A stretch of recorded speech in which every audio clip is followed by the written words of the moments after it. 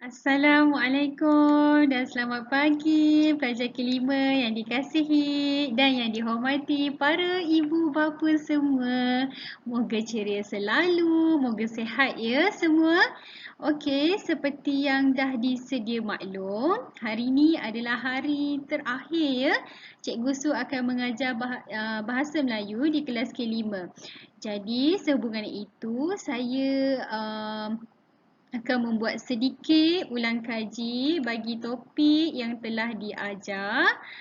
Jadi mohon kepada semua ibu bapa untuk memberi kerjasama dan membantu dan membimbing pelajar untuk membuat tugasan yang akan diberikan. Baiklah, ulang kaji hari ini kita berfokuskan kepada tiga kemahiran, iaitu kemahiran membaca. Membaca yang macam mana? Iaitu membaca dan kena memahami, ya. Memahami apa yang telah kamu baca. Cikgu akan berikan petikannya, nanti kita akan tengok. Seterusnya, kemahiran apa yang kita akan tengok lagi? Kemahiran membina ayat. Okey, kemahiran membina ayat ini di mana kamu akan melihat gambar dan kamu kena membina ayat berdasarkan gambar. Seterusnya adalah kemahiran menulis di mana di sini kamu dikehendaki untuk menyalin perkataan yang telah cikgu sediakan. Cikgu berharap kamu semua boleh ingat kemahiran-kemahiran yang telah dipelajari. Baiklah, sekarang kita akan tengok kemahiran pertama iaitu membaca dan memahami. Okey, membaca. Okey, kita kena baca dahulu ya petikan yang telah cikgu sediakan. Yang pertama adalah Zahid tanam pokok betik. Zahid tanam pokok betik di tepi pagar. Pagi tadi Zahid siram pokok betik itu subur. Okey, sekarang petikan ini menceritakan tentang pokok betik. Kan Zahid ni tanam pokok betik. Okey, kita tengok dulu soalan dia. Siapa? Okey, siapa tanam pokok betik? Bila siapa ini cikgu cakap apa? Cikgu cakap, siapa ingat lagi? Siapa ini merujuk kepada individu ataupun manusia ataupun orang kan? Okey, di sini ada nama lain tak? Tak ada kan? Jadi jawapan dia adalah apa? Adalah Zahid. Okey, itu soalan pertama. Soalan kedua, di mana Zahid tanam pokok betik? Okey, kita tengok. Kata kunci dia adalah di mana. Okey, di mana ini kena pada tempat ya. Kita tengok balik petikan yang telah disediakan. Zahid, okey kita baca tengok dulu. Zahid tanam pokok betik. Zahid tanam pokok betik di tepi pagar. Soalan itu tadi, di mana Zahid tanam pokok betik?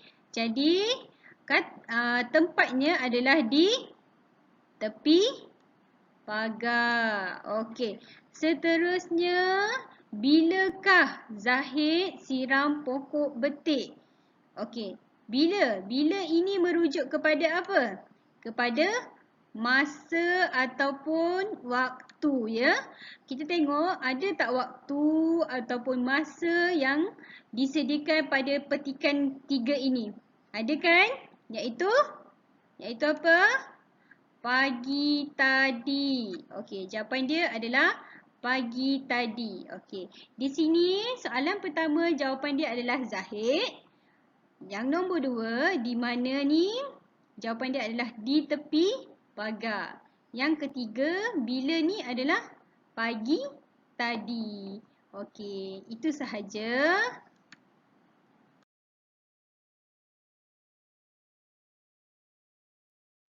Baiklah, sekarang kita akan tengok balik kemahiran untuk membina ayat. Okey, sebelum ni cikgu dah beri beberapa tugasan untuk membina ayat ya. Sebelum ni membina ayat dengan mudah, membina ayat dengan lengkap, dengan dengan betul lah. Okey, jadi ada yang tidak boleh buat lagi untuk membina ayat. Jadi sekarang ni cikgu nak ingatkan kembali kepada kamu bahawasanya kita ada satu teknik, iaitu teknik skop, iaitu S ini merujuk kepada siapa. Siapa ini adalah manusia ataupun individu ataupun orang ya. Okey, K ini adalah merujuk kepada kata kerja. Contohnya menyiram. O ini adalah objek. Okey, tadi kita buat apa? Kata kerja menyiram kan? Okey, O ini adalah menyiram pokok bunga. Contohnya macam tu. O ini adalah objek. Objek kita kat situ adalah pokok bunga. Okey. P ini adalah perluasan ataupun penyedap ayat sahaja. Okey, macam mana kita nak buat? Okey, kita tengok gambar yang seterusnya. Baiklah, kita nak tengok macam mana kita nak bina ayat dengan menggunakan teknik skop yang telah cikgu beritahu tadi kan. S itu adalah apa? Siapa? Bagus. Yang kedua, K adalah kata kerja. O adalah objek. P adalah perluasan ataupun penyedap ayat. Berdasarkan gambar yang cikgu beri ni. Apa yang kamu nampak kat sini? Adakah gambar orang bermain bola atau menyiram pokok bunga ataupun tengah memasak? Mestilah memasak. Okey.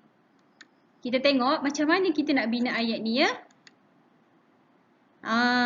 Okey. S ini siapa kan cikgu cakap tadi.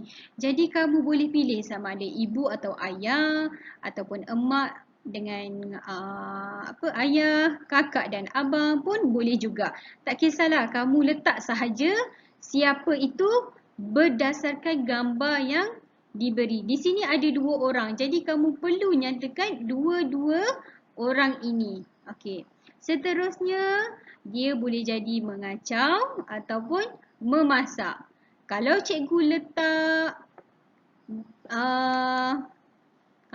letak menyiram, adakah sesuai dengan gambar ini? Semestinya tak kan?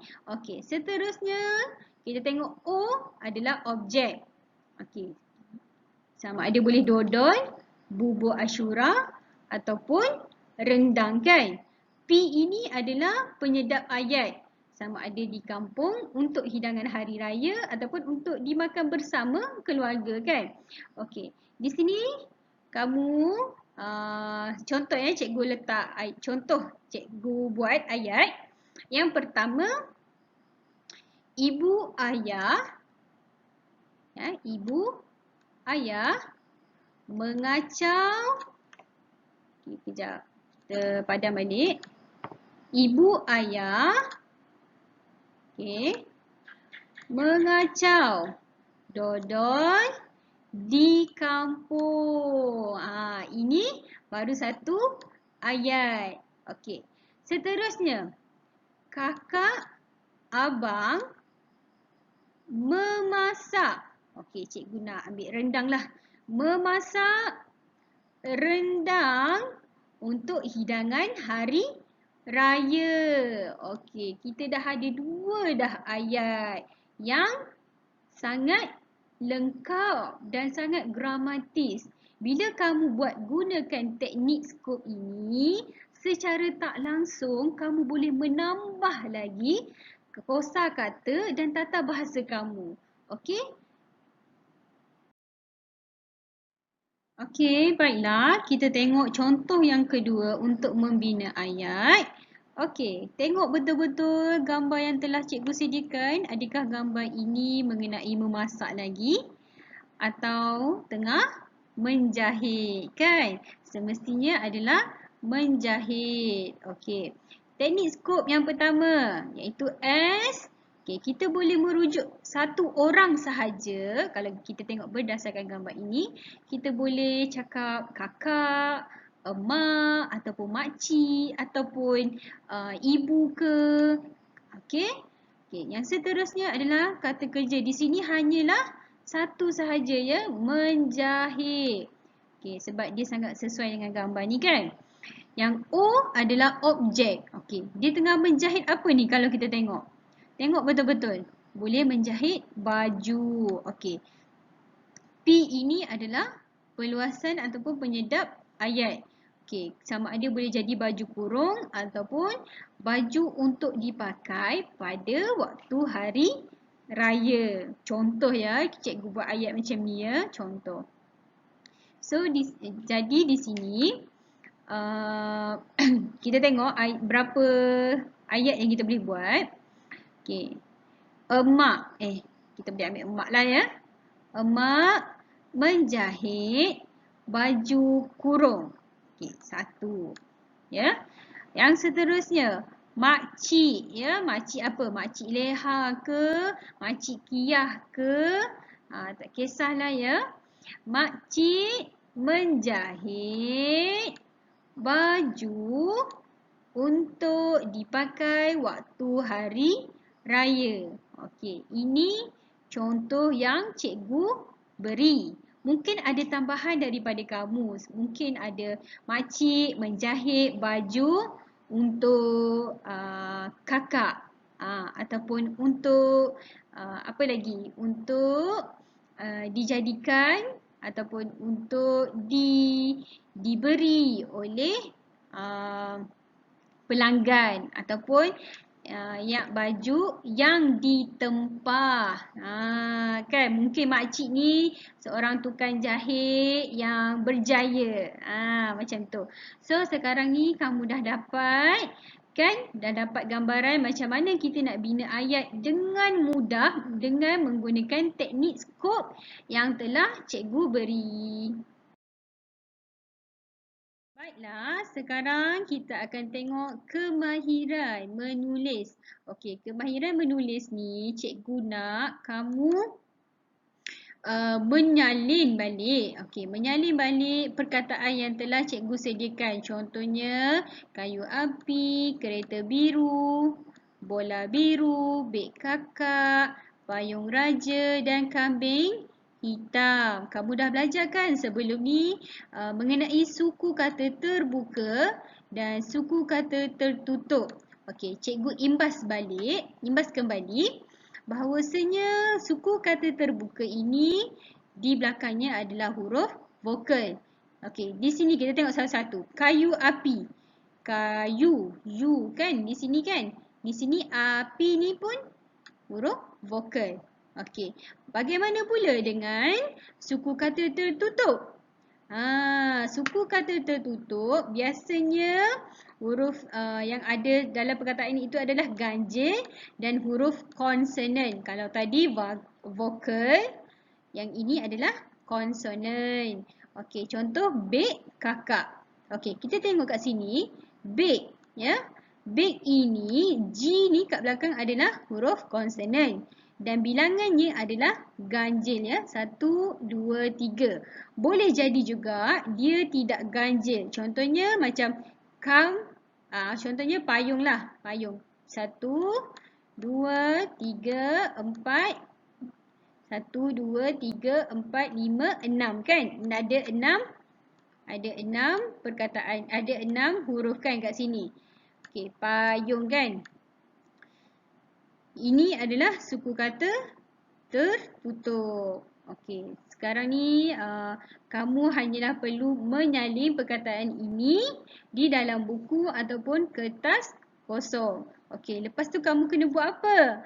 Okey, kena ambil gambar sebagai bukti bahawasanya kamu dah salin. Okey, dan seterusnya kamu hantar ke dalam grup WhatsApp cikgu. Okey, faham ya? Kita dah ulang kaji semua topik yang telah cikgu ajar. Okey, itu sahaja. Sekian sahaja daripada cikgu. Cikgu sangat-sangat berharap kamu semua boleh memahami segala topik yang telah dipelajari. Dan selamat maju jaya. Dan sama-samalah kita doakan agar negara kita ni bebas daripada COVID-19. Okey. Assalamualaikum.